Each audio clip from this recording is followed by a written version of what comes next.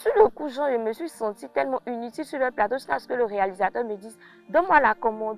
Et il n'arrive même pas à pointer. Coucou, je suis Marie Amani, première assistante cam. Suivez mon interview sur On Move Cinéma. Mon métier de première assistante cam consiste à monter la caméra chaque matin, à mettre tout ce qui est comme paramètres, à assister beaucoup le chef-op au niveau technique, comme souvent aussi, il peut me poser des questions, genre me parler un peu de la lumière. Je vais prendre l'exemple de chaque matin en tant que première assistante quand j'arrive sur le plateau. Avant même de prendre mon petit déjeuner, j'ai ma caméra que je dois monter avec les assistants. Le second et le troisième, je dois monter la caméra, nettoyer les objectifs, vérifier que tout est bien propre. Au niveau technique, on doit être parfait en fait avant que le chef-op ne vienne. Et quand le chef-op vient, c'est là que le travail commence. Et sur le plateau, quand il demande la caméra, je demande au second, apporte-lui la caméra. Le second lui apporte la caméra.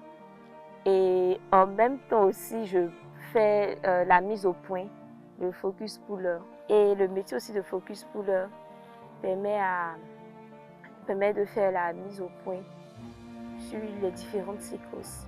À chaque fois qu'il y a une séquence, il y a une petite commande dans la main. Là, je ne peux pas vous montrer mon outil de travail, mais on a une petite commande dans la main.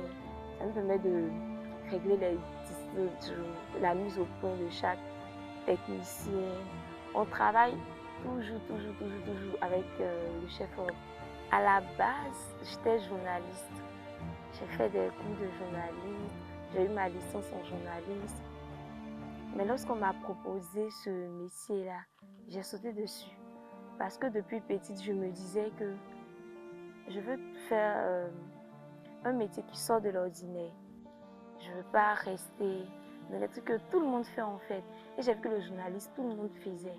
Je me suis dit, on m'a proposé de faire le cinéma, je vais faire. Et quand je suis rentrée, il y avait plusieurs postes. Mais quand j'ai vu, j'ai beaucoup aimé la caméra. Je me suis familiarisée à la caméra. Je me suis dit, bon, là, c'est une chose qu'il ne faut pas rater en fait. Et j'ai eu beaucoup de chefs-op qui m'ont vraiment amené à aimer ce métier-là en fait. Des chefs-op qui m'ont boosté, qui m'ont dit que non, je suis à la hauteur, on va.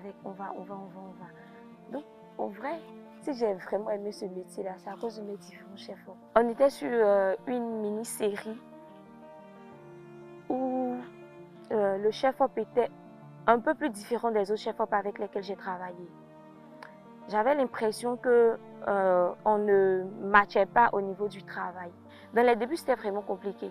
Et j'ai eu l'impression que quand je lui ai donné le nom des autres chefs-op avec lesquels j'ai travaillé, il voulait un peu fouetter mon orgueil en fait. Tu vois? Et pendant les prises, il faisait des choses qui me mettaient souvent mal à l'aise ou genre, je n'arrivais pas à bien garder le point. Et souvent, c'était flou.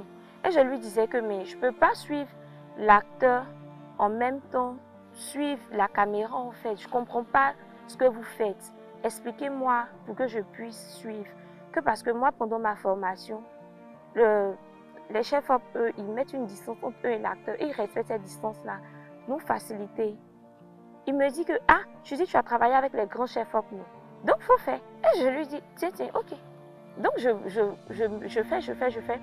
Mais il y a une journée où je vois qu'il était à 125 et il était vraiment serré et en mouvement. L'acteur marche, il fait le truc. Et moi, je lui dis, là, c'est chaud pour moi. Est-ce que tu peux m'aider à ce niveau-là?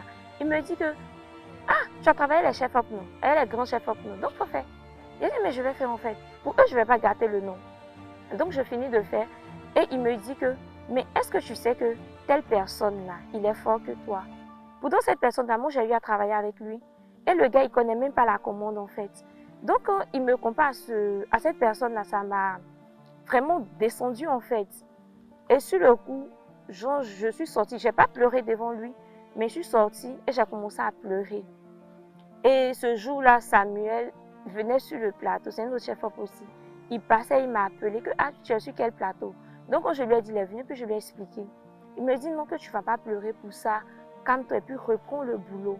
Sur le coup, genre, je me suis sentie tellement inutile sur le plateau jusqu'à ce que le réalisateur me dise « Donne-moi la commande ». Et il n'arrive même pas à pointer. Et les acteurs viennent me dire que mais non, ne regarde pas ça en fait.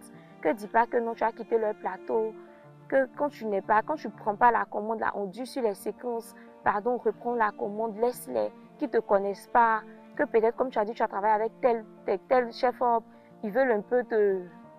J'ai dit, mais c'est de trop en fait. À moi, 13 ans, viens faire le cinéma, aime le cinéma et pas avec le courage et la détermination. Ah, j'incite beaucoup les jeunes filles à entrer dans le métier parce qu'en France, on n'est pas nombreuses. Venez, on vous ouvre nos bras.